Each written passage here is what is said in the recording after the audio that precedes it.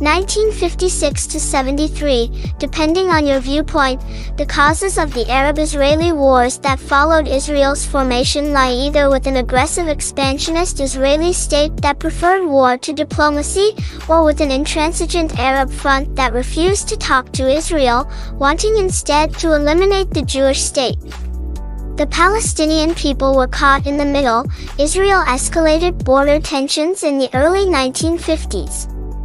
This led in 1956 to what became known as the Suez Crisis, an invasion by Israeli, British and French forces of Egypt under its dynamic new pan-Arab leader, Gamal Abdel Nasser.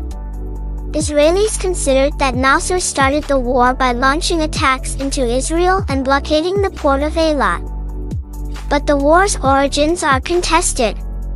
Israel won the conflict militarily, but there was no political resolution, and another war followed little more than a decade later. The conflagration of June 1967 had major consequences.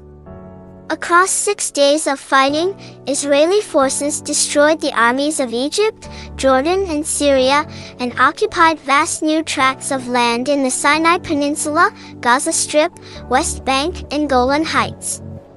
Israeli paratroopers also took East Jerusalem, which included the Old City, home to holy sites such as the Jewish Western Wall and the area known to Muslims as Al-Haram al-Sharif and to Jews as the Temple Mount. This was a stunning military success for Israel, but the 1967 war also led to political change.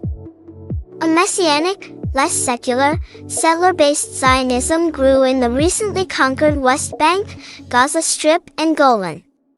These settlers formed Gush Emunim, Bloc of the Faithful, in 1974 as an Orthodox activist organization to reflect the new mood in Zionism, while Israel's Jews divided into the more secular versus the more religious. Meanwhile, humiliated, the Arabs refused to accept their defeat.